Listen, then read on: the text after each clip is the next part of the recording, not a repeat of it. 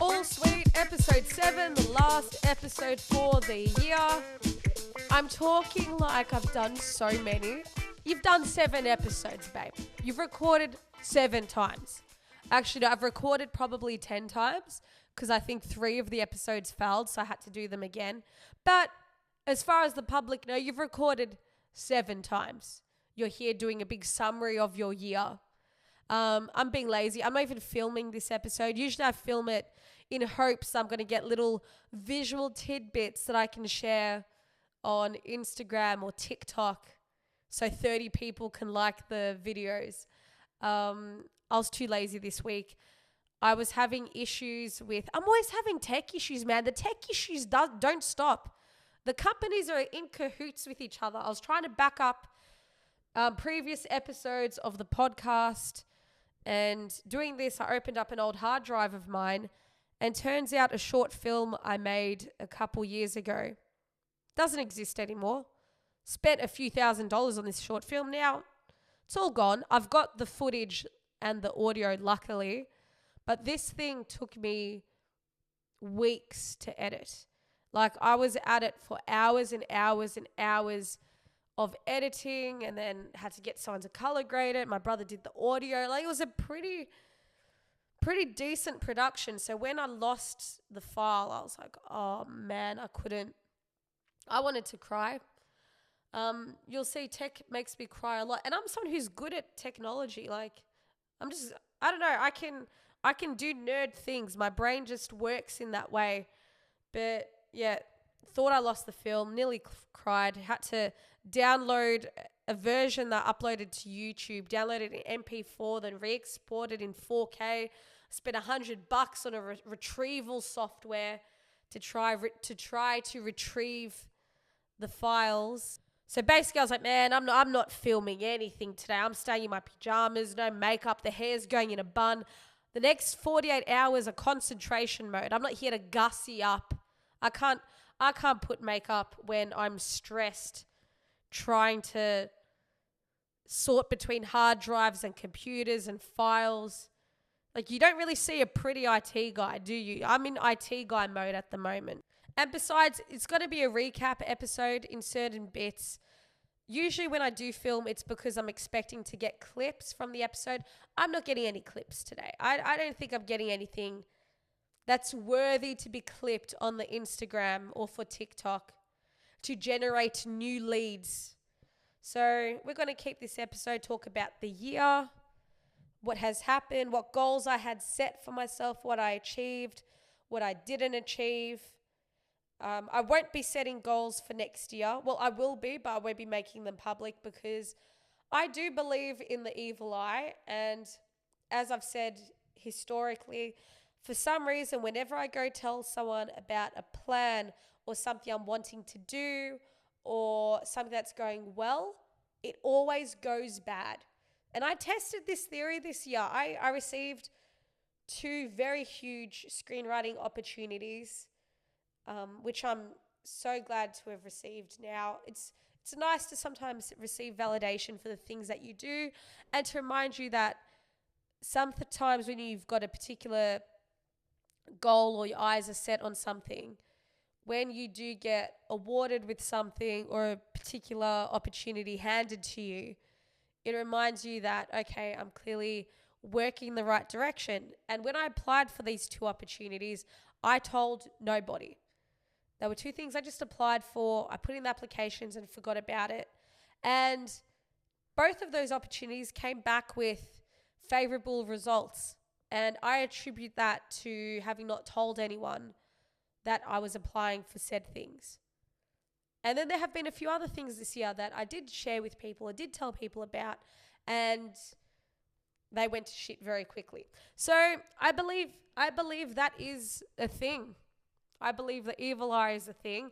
And I believe sometimes if you're planning to do something or have something on the horizon, keep it to yourself, because as soon as you put it out into existence, I don't know, all sorts of energies can get a hold of it. Good energies can make it happen, but there's a lot of bad energies out there that can make it go to shit. I don't know. I've gone hippie for the last episode. Hey, maybe this is new year, new me. We're hitting into hippie era of Jacinta. You know, she's getting older. She's getting wiser. Anyway, you may have noticed that there has been a bit of a gap between these two episodes. I've been trying to post consistently each week. The last episode was a guest episode. We had Teddy, or Ted'sthetics, and it was so good to have him on as the first guest. I also incorrectly racially profiled him. He's not Lebanese, he's Moroccan. It's kind of like when people just assume I'm Italian. You know, you make assumptions and sometimes they're wrong. It was a really fun episode. I hired a studio so I didn't have to worry about all the tech dramas that I have to worry about each week, and everything ran smoothly. We have more content coming out in 2025 together, which I'm looking forward to sharing with you all. Content of the comedic nature, of course. And I thought I decided to allow a bit of a gap between last episode and this episode because, you know, it's the festive season. We're out there, we're getting fat, we're eating, we're drinking, we're sleeping, we're indulging in ourselves, indulging in doing nothing and everything. It's great. So I thought, you know what? No one's listening to a podcast right now. Podcasts are for when you're bored and you're driving to and from work or you're putting on your makeup. That's when you're listening to a podcast.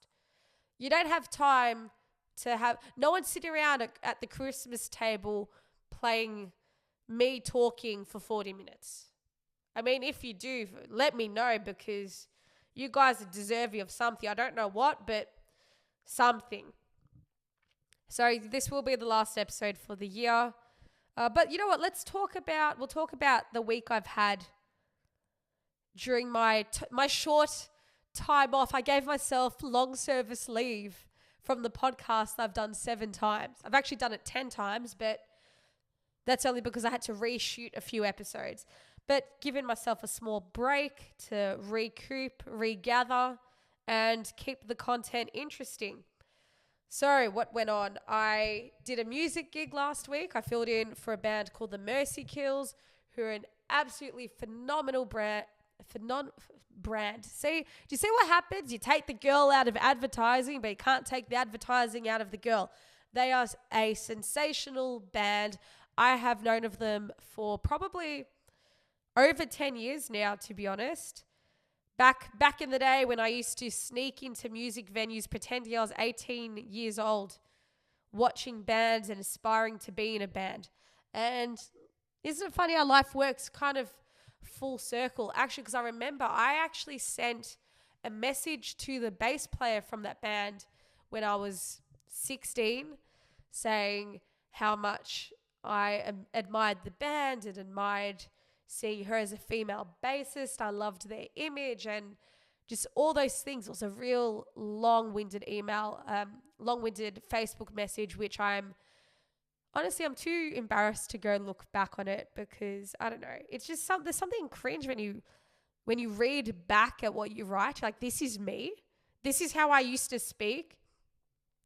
But it was a nice message and, you know, for sort of a full circle moment because I now fill in for her when she's unavailable to do the gigs. And, you know, I've got big shoes to fill because she's a great bassist. She's got a great voice. And the one thing with the Mercy Kills is they're one of those bands that never had to have a constantly changing lineup. You know, it stayed the same 4 people for 10 years, 15 years. I don't know, a long time. And I think that's a real testament to the kind of people that they are. Because there's some bands that don't even exist 3 weeks. They do 3 rehearsals and everyone's fallen out. So good on them. And I'm so appreciative that they asked me to fill in. I filled in for them a few years ago and they asked me again. So obviously they like what I did a few years ago. So came back. It was for Cherry Bar's 25th anniversary gig, which was a lot of fun. You know, the silver year. So I bought myself a silver outfit. Man, I looked fucking good that day. What can I tell you? Liked how it looked, like my hair, the makeup was good, the outfit was good. I've been gymming like a maniac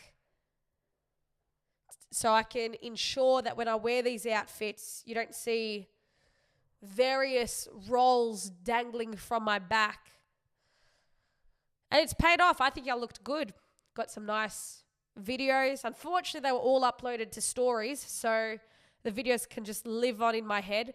It was weird. I never get nervous before comedy gigs or music gigs, but I felt genuinely nervous for this gig. I felt like I was in a state of anxiety.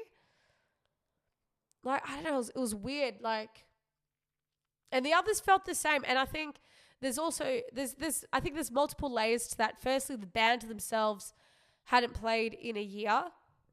So even for me, I'm not stepping in to play for guys who are doing this every week. I'm playing with guys who even they themselves haven't played for a long while. So, when the people you're playing with also feel a tad nervous, you're going to feel nervous as well. But it's a lovely environment. We all get along, and they are among the nicest people I have ever met, and that helps. I also think I was putting a fair bit of pressure on myself to do well for this gig because, again, you're essentially hired to do a job and you want to do it well. And who knows when I'll do a music gig again. I'd like to do more eventually. This kind of reawakened my urge to do music, in all honesty. But prior to going on stage, there was that thing of, I hope I remember the songs. We only did 2 rehearsals. I haven't had much time to practice any of this. So there was a degree where I was like, this can go any which way. Who knows? And I think sometimes when people I know there's a lot of people that listen to this podcast who are also performers, musicians, comedians. I found out other comedians in the scene listen to this podcast. Like ones I'm not even mates with. Now I feel like I have to watch what I say. Fuck it, whatever. Just say whatever you want. Who cares? But since they do listen, and since there's a few musicians and partners of musicians who listen, sometimes before a gig, there's this feeling of nervousness, or it's almost like your nervous system is in a heightened state. And when I get that feeling, I don't know if it's a matter of me being nervous or if I'm excited. I like to put it down to, for this gig, I was 90% excited, but 10% nervous. Like I said, I was a fill-in. I also think I was putting a lot of pressure on myself for this gig because I wanted to sound good, because not only was I playing bass, I was doing a lot of dual lead vocals. Historically, I haven't really been a singer. I had a lot of lines I had to remember, like a lot of lyrics, sorry. So I had my little cheat sheet next to me, but oh my God, it was so much fun. I was also an idiot. Who writes a red set list? I wrote my set list out of red texter to play at Cherry Bar. Now, for those of you who haven't been to Cherry Bar, this venue is only red. So as soon as I put the set list on the stage with the red lights shining on the red texter, I could see nothing. So taking music aside, I attempted to pick up a guy. Oh my God. Okay. I was in St Kilda with Casey Gothard, who I've mentioned before, another comedian who I will do an episode with next year. And there was a guy in a suit shop, and he was really tall and he had sort of long hair, and he just had a really nice demeanor to him. Granted, he's doing his job. He was just being a nice dude. I was like, you know what? I was doing what the dudes in bars do when the bartender's nice to them. Like, oh, I've got a shot now. This guy's just saying hello. And I was like, oh, who's he? He's all friendly. Yeah, he's doing his job. He's getting paid to be friendly to you, babe. Anyway, and something that's stuck with me for a little while is I've had a few male friends point out to me that other females put themselves out a lot more than I do to people. I tend to be I'm open to, I like getting to know people and learning about people, but I don't really approach people. I don't know. It's just how I am. And in my head, I thought, you know what, this could be your meet cute. I was like, this could be the guy. Imagine telling people, how did you meet? Oh, I walked into his shop one day before Christmas, and that was the moment where we locked eyes and just met. So when I left the shop, I was like to my friend, oh, he was not bad looking. She goes, oh, you should have told me. I would have gotten his number for you and done this and done that. Then I thought, oh, you know what? Should I go back and write him a note? And that way, if he wants to message me, he can. But if he's not into it, he doesn't have to at all, because there's no face-to-face obligation. And then I'm not having to deal with a rejection to my face. I'm long gone. And with my attention span, I would have forgotten about him by the time I've turned the corner. Do you know what I mean? So I busted out my little Kleenex from the car, because, I'm an allergy and hay fever kind of girl, and started writing on it. I don't even know what I wrote, man. My Instagram. I did also put in it, I said, if you have a girlfriend, please ignore. Because you know what? We're respectful out here. We're not out here chasing men with girlfriends. You have to seem respectable. So, and also because 100%, if he has a girlfriend, he will show her this note. And I don't need her hitting me up on Instagram. You came after my boyfriend. Da, da, da, da. It's like, no. I told him, if you have a girlfriend, ignore this. So I started writing this letter in the car, and as I'm writing it, I started feeling sick, because then I pictured best case and worst case scenario. Worst case scenario is he doesn't respond.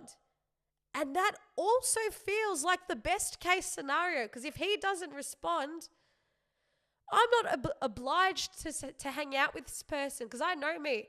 In the initial moment, I'm like, yeah, cool, I'll get to go for a coffee. But then the coffee day will come, and I will be dreading it, and I'll be thinking of excuses to not go. And then I'll rock up 20 minutes late because I wouldn't have wanted to go to this thing. And then I realize I've been too much a wimp to cancel on the person. So then I've had to go anyway, and I'm in some outfit, and I haven't done my makeup properly, and I've made myself as undesirable as possible, hoping that they'll reject me. That's usually my trajectory in these sort of things. So I reluctantly wrote this letter. I was like, oh, you know what? Just do it. Worst case, it's material for the podcast. And I thought, even if he does reply, you don't have to reply. You can just be a psycho and not say anything. So I took my little note, walked to the shop, clip-clopping in my little heels and my little bike shorts, and the shop had closed. Part of me was bummed out, because I was like, I spent too much time fretting in my car, going back and forth about whether or not I should approach this guy. I should have just been more efficient with it and just done it, because now I've missed out. And this could have been the one. I want to get married. I want to have kids one day. I want to meet the guy in a real life context. This was the context, and I blew it. Then I thought, oh, well, wasn't meant to be. He then he emerges on Barclay Street. He goes, oh, can I help you? He'd closed the shop up, and I think he had then come back to lock something. And I said, oh, sure. Now, this is where we get into a little bit of and so he says, can I help you? Now, this is where we get into a bit of a little situation. Because so far, I've left out a bit of a key detail about myself. Now, I can't see far. So when I walked in this shop, this guy's counter where he was sitting was maybe 6 meters away, 7 meters away. All I saw was like a tall blur with long hair and what seemed like a great face. And I then got shy and didn't look at him the whole time I was in the shop, because I was embarrassed. Had I gotten the look a bit sooner, probably wouldn't have ended up in this position to begin with. Because him 30 centimeters from me versus 7 meters from me, very different looking guy. So he says to me, can I help you? I've looked at him now and gotten a look and I'm just gone, oh, now, before you come at me, he was a handsome dude. He wasn't a bad looking guy. I just have a bit of a type. I like a bit of a bigger nose in a man. I just like a certain type of face, and this face wasn't it, and that's fine. Some people probably look at my face and go, you know what? Your face isn't it, babe. Go back to the village. You could be the pageant queen in the village, but this is the city. You know what? That's probably how some people respond to me. That's all good. But anyways, I'm there and I'm Kleenex in hand looking at this dude who's looking at me, who I have stopped to talk to. I've come back into his space. He's looking at me like, hey, do you need anything? And I just went, oh, yeah, this is for you. And I feel so bad because I handed it to him with the most disappointed face ever. And this wasn't coming purely from a superficial place. This was coming from a place of, I'm embarrassed in myself. I've also now gone through all this effort to realize you're not even my type. To also then hear an English accent, and look, Jacinta does not do the English accents. The Englishman, you're not for me. I've met many Englishmen in my time, and you're not for me. You know, we're older, we're wiser, and I'm ideally trying to stick to the same culture. I've said this a few times before. Anyhow, he's looking at me, and I'm there just looking defeated, and I hand him this Kleenex. I go, oh, this is for you. He goes, oh, okay, thank you. And I was like, yeah, you can throw it out if you want. And then I said, all right, have a good day. And I trotted off back to my car. I don't know how to tell this story in a way to make it more amusing or to make me seem like less of a bitch. But the crux of it is I went through all this effort to put myself out there to give this dude my Instagram account so that we could go on a coffee date so that I can get to know him when I cannot be bothered getting to know anyone and I can't be bothered going on coffee dates and I don't want a relationship and I don't want to meet anyone, but I still wrote the note anyway to give it to this dude who I thought was cute but close up isn't my type, and now I've just got to embarrass myself to do all of this and him not even message me. So there goes my confidence. Now, but in fairness, who wants a letter from a chick? Firstly, who wants a chick who's written a note on a Kleenex, who then has given it to you like she's about to tell you that your whole family's died? That was what it was like. And you know what? I do it for the plot line. And then I thought, you know what if he did type up my Instagram? My Instagram's pretty clear that I do comedy. He would have thought this is some sort of prank.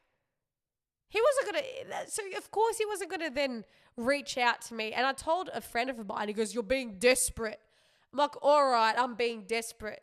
You're being desperate. All right, babe, you constantly fly interstate here, there, everywhere, driving here, paying for this, paying for that, just to talk to a chick, and I'm the desperate one. You know, he was the one that was telling me how other chicks put themselves out there. So I try to put myself out there reluctantly, and then I'm desperate. You can't win, man. Anyway, he didn't message me, and honestly, I'm so glad because I could. What was I going to do? Go on coffee with this guy? So do you just work in the suit shop or you do something else? Oh, this is where I work in the suit shop, babe. This is where I work, but I'm only here for like another year. So like, what about your visa? When's your my visa's going to be up probably like in 6 months. So now I've got to go do some farm work. Oh, that's nice. That's nice. And then before I know it, because I've had to entertain this person, suddenly I'm going to be helping this guy get a visa. Look, it worked out for the best, and I've got this subpar story to tell you. And that's the end of that. He probably thought Ashton Kutcher was going to come out and like this was an episode of Punk'd. Anyway, next story for this week is, I had an analysis of my face done where someone looks at your face and tells you what kind of person you are. So I thought I'd share that with you guys. So basically I had a video come up on Instagram And it was a guy who has some sort of psychopath. I think he's like a sociopath or a diagnosed narcissist. He's something, I don't know, and he makes videos about his whole condition, and it's like all these awareness videos and all of that. And someone commented on the video saying how they can read people's faces and get an insight of their personality. And she did this, or she or they or he or whatever they were, did this for the original poster. And the person who made the video goes, yeah, that's actually very spot on. Then another person commented, came like, oh, can you do me? She goes, he or she, they says, oh yeah, send me a picture and I'll do your analysis. I think they're just an intuitive person, or they're just talking, or maybe they're just like running things through Chat GPT and be like, give me a summary on this person that can apply to anyone. Anyway, I got sucked in. I said, all right, do mine for me. So they went to my Instagram profile, which is a very public profile that has a whole sorts of array of photos. So they would have had a field day. And I want to share the analysis with you. This is what they said. Here is your analysis, Jacinta. Cunning. First word, just straight off the bat, cunning. So started off with cunning. You have a playful attitude, flirty, fun to hang around with. You bright any place you go to. You know how to flatter people. Manipulative. You can influence others. Intelligent, sarcastic. You're the light of any room. Seductive, a siren. I struggle with this word. Machiavellian. I don't know, it's really weird because I'm very well read and well spoken, and I have a very broad vocabulary, and I know all these words. I know what all these words mean, but I really struggle with pronunciation at times. Anyhow, Machiavellian, prideful, compassionate, empathetic. You have a tendency to use empathy to your advantage. Dissatisfied with an aspect of your life, there is something you're actively worrying about. Hidden fear of the future. Sweet. People deem you as a nice person. Oh, cheers, babe. Kind. Now this bit, you might be depressed and suppressing it. Opportunistic and exploitative. You can read people very well. You can read people's emotions. Social and outgoing, but in a composed and in a composed way. Soft-spoken. You know how to choose your words. You're wise. You're a future planner. There is hidden ongoing sadness in you. You cover your sadness and emotions in general through humor. Oh boy. All right, there's a lot there. So let's start dissecting it. So, first word, cunning. Now, I don't think I am cunning. Actually, no, I'll start with my overall thoughts. At first, I thought it was very spot on. And that's because, look, there's a few things in there that I can take as positives and a few things I can take as negatives. And I like to acknowledge and embrace flaws. I hate to be one of those people that's like, that's not me at all. But then I sat on this longer, and I would say largely this is a very accurate description of myself. However, I think the word choice for a few things is inaccurate, like cunning. When I think of someone as being cunning, I think of it as a negative. I see cunning as someone who is shifty and looking, kind of will do whatever it takes as long as things benefit themselves. Let me type up the exact meaning of cunning and see what it is. Yeah, see, this is the problem. Having or showing skill in achieving one's ends by deceit or evasion. Ingenious. Oh, attractive or quaint. Maybe that's what they meant.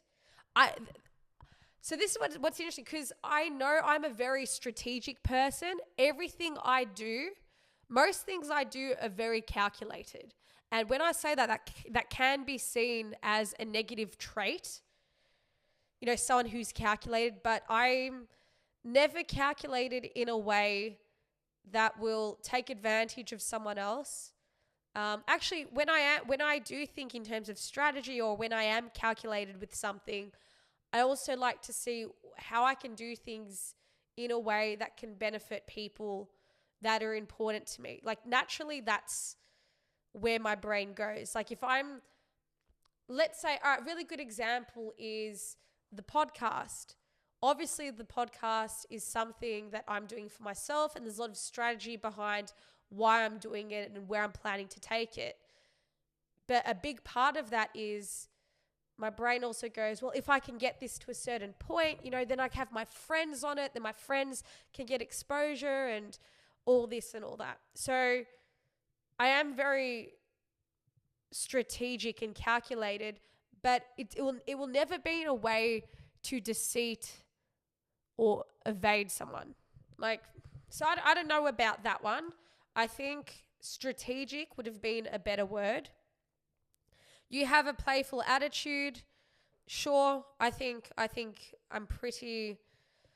I think I'm pretty playful about stuff. I can, as much as I can be very negative and love complaining, I often do that for the entertainment of others, because I try to do it where other people can enjoy it. Flirty, I suppose. I'm flirty when I don't care. If I'm not interested in someone, I can flirt a damn roof off.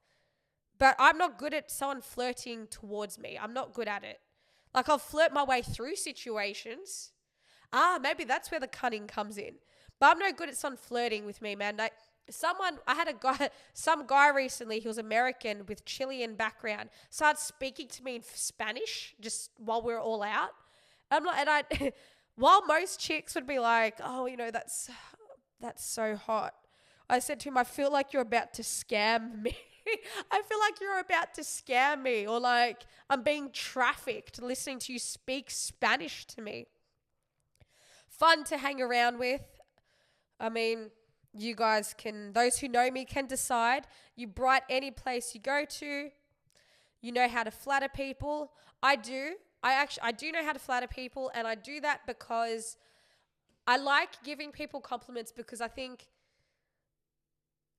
people can go through their day and not have had someone say something nice to them. So if I see something I like, whether it's someone's smile or a dress that they're wearing or an outfit or something funny they've said, I have to tell them, because it might be the only nice thing they've heard that day. So yeah, I think flattery is nice. Manipulative, again, I prefer strategic, because like I said, I'm very calculated when I do things. A lot of things I do often have thought and process behind it. And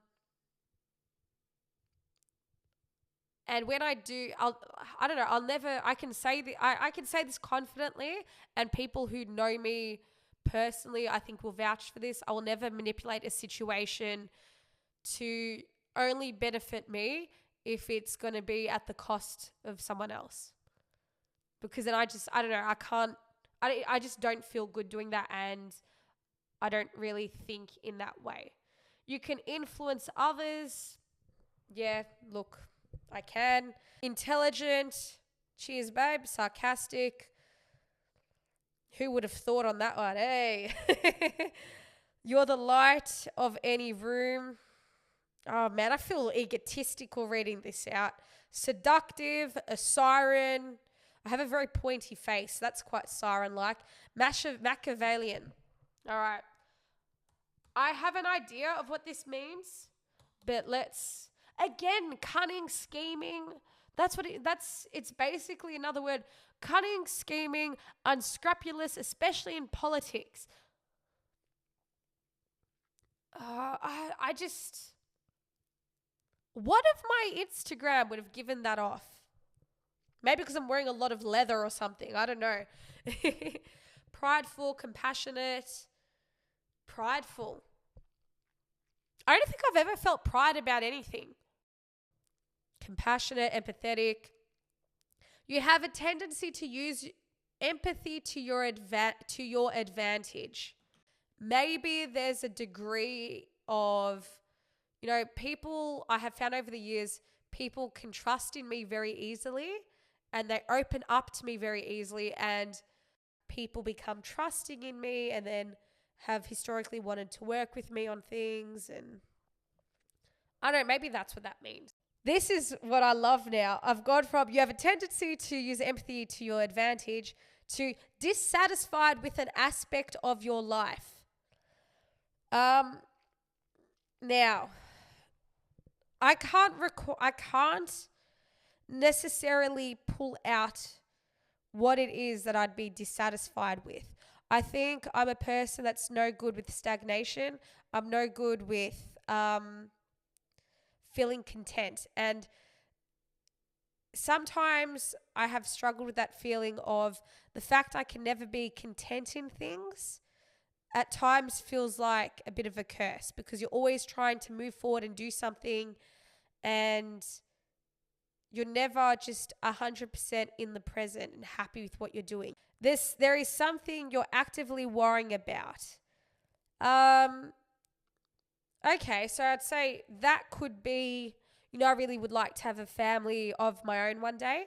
I wouldn't say I actively worry about it constantly, but that's something that internally I think that I would be quite good at, and something that I would like. Hidden fear of the future, so probably that. Sweet. Oh, thank you. People deem you as a nice person. I hope so. Kind. I like to think so. You might be this fit cracks me up. Where is it? You might be depressed and suppressing it. Whew. Getting heavy. I don't think I'm depressed, but a lot of things have happened in the last few years that I don't think I'll necessarily get over and will ever feel better about. So those things will always sit with me. It's just life things, people getting old, people passing away. Opportunistic and exploit. How did this person's brain, while dissecting me, go from you might be depressed, you are opportunistic and exploitative? You can read people very well. I can, and that's how I know I'm not autistic. A few of my friends tried saying, we think you're autistic, Jacinta. Did the test, 11% chance. So 11% basically translates to you've just got the normal traits everyone else has. So too bad. I can read people well. And I can. You can read people's emotions. Yes, I can. Social and outgoing, but in a composed way. Yeah, look, I ain't got to cause a scene somewhere. Soft-spoken. This is ironic because I have a very strong and projected voice and I can be very extroverted, but I am quite shy at the same time. I'm very selective of my word choice in different scenarios, and yeah, that's interesting because I think you could be a person who's, let's say, a bit loud or a bit out there, but you can be soft spoken as well. Yeah, there you go. You know how to choose your words. You're wise. Now I just feel like I'm getting my ego. You know what they've done? They've sandwiched the shit. They've sandwiched the bad stuff, and then now they're trying to butter me up. You're a future planner. There is hidden ongoing sadness in you. You cover your sadness and emotions in general through humor. That's comedy, baby. Let me know if it's accurate. Look, this thing, I think the core of it is quite accurate, but could it apply to others? I'm curious if any of you listened to those descriptions and felt it mapped you out entirely, could you let me know? Because reading it initially, I said, oh yeah, this is totally me. And then I showed it to one of my family members. They're like, yeah, it's you to a degree, but this also could be anyone. So genuinely, if you do listen to this podcast, shoot me a message and let me know if any of those things that I read out applied to you. Now, what cracked me up is the fact the person who did the analysis, I replied, I was like, yeah, I guess that's accurate. They replied with, oh my God, really? Thank you. By the way, I felt that you're depressed. Are you? If so, I hope things get better with you. I know how difficult it is to deal with it. Whoo, we got in deep. I don't think I'm depression. I've got things that have caused me sadness over the years and in recent years, but I don't think I'm a depressed person. It just cracked me up because no one else's response got this heavy. They then offered to delete. They then apologized in case they have made me sad and offered to delete the whole analysis. And I'm just like, what aura did I give off for this person? What energy was there? But yeah, there you go. Bit of a face analysis for you. And look, I don't know what to make of it. Some of it was great. Some of it, I would say largely was accurate, both in good and bad things. I'd say the largest inaccuracy was the use of the word cunning. And I do think a more appropriate word would have been strategic or perhaps calculated. Cunning, I don't know. That's the one thing that stood out to me when reading this. And there's a few negative things in there about me that I'm like, sure, why not? But the cunning thing does not resonate. If I've ever been cunning to anyone, I apologize.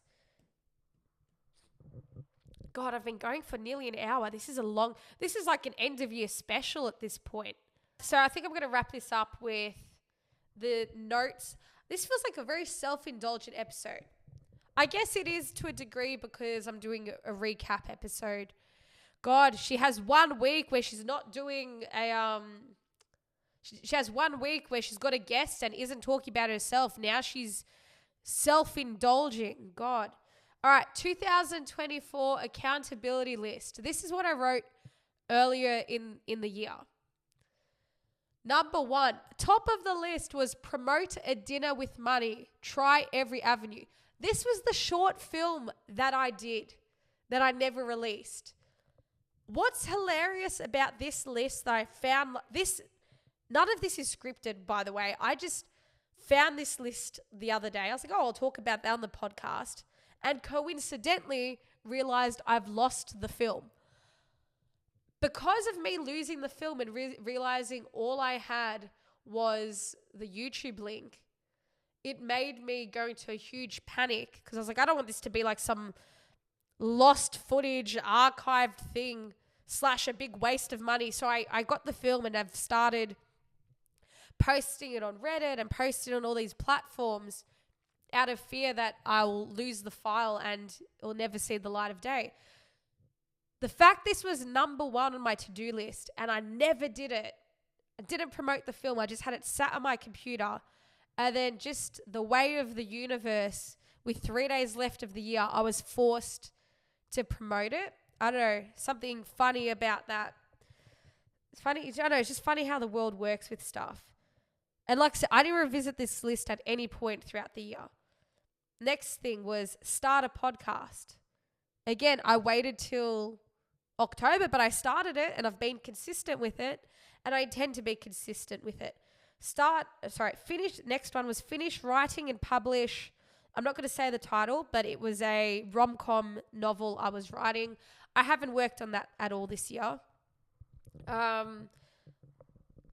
Film every comedy set as future me will need clips for a trailer. Even if the gig is shit, film it. I filmed less gigs this year than I did last year. Invested a better tripod for my phone for gigs. I did that. Still didn't film. Do 1 year of taekwondo minimum, provided I enjoy my trial, which also means work it into my schedule. I did 1 term of taekwondo and stopped because I had been doing Muay Thai and martial arts for probably 8 years, and something just came over me where I was like, you know what? I'm sick of every afternoon having to go into martial arts classes and become aggressive. And I found myself, I would leave these classes feeling more highly strung. You're meant to become zen after you do martial arts. I instead became more grumpy. Started doing aerial silks and absolutely love that. I don't think I'll go back to martial arts anytime soon. Also, this taekwondo class it was like me and all these children because we're at the same level. I was like that episode of Seinfeld where Kramer is fighting kids. Gym minimum 4 times a week. I do that. Don't shop the trends. Wear what you like. This is true. This is why I live in activewear 24/7. I've become my full Slavic self. Try be more social, but also respect your own boundaries for when you don't want to do anything social. See? Me giving the number to the dude. There you go. I attempted it. Go to sleep at a good time each night. I've gotten worse at that. Do that. My bedtime currently sits at about 3 a.m. I'm going to redact the name here, into a book. So this was a pilot script I wrote years ago that won an award. Didn't work on it at all. Turn another concept into a short film. Didn't work on that. Film it with my brother. Didn't happen. Focus on creating my own income rather than working for someone else. Happened to a degree. Take more photos and videos when you go somewhere, not just of your face, but also your surroundings. I mean, sort of, I've done that. Plan out my days so I can be more productive with my time. I have done that to a degree. Initially I bought myself a journal where every day I was planning what I was going to do the next day. Biggest waste of money. The journal was only like $10. Pointless. I wrote in it probably 6 times. Instead, I went and bought myself a whiteboard, and I highly recommend this to anyone, particularly for the new year. If you want to get yourself sort of focused on goals and all that, buy yourself a little whiteboard from Kmart, because what I've started doing is I can get quite overwhelmed with things I need to get done or things I want to get done. I now write that onto this whiteboard, which now sits in my room. So it stares me in the face every day, unlike a journal where you close the book and you forget all about it. And it's really helped me stay focused and know what my goals are for that particular day. And then it helps you stay motivated because you achieve those things. You know, you achieve the small wins. You then start chasing that feeling, that rewarding feeling, and then you maintain that behavior. You maintain that consistency. Refer back to this each week. I referred back to it at the end of the year by accident. Write for comedy or fiction, 15 minutes a day, no phone. I mean, I haven't done that. Only buy things I need. Yes, I have been good at that. So all in all, it's quite interesting because I have not stuck to this list whatsoever. But I'd say the most important things in this list, or the things that will help make these other things achievable in the future, I think I've started setting the foundations there. I'm not going to say what my goals are for next year because, like I said, I believe in the evil eye, and I just think talking about it sometimes just brings bad luck. So I'm not going to share what the things are. Me sharing the existing list, I don't think that matters because, you know, the year's come and gone.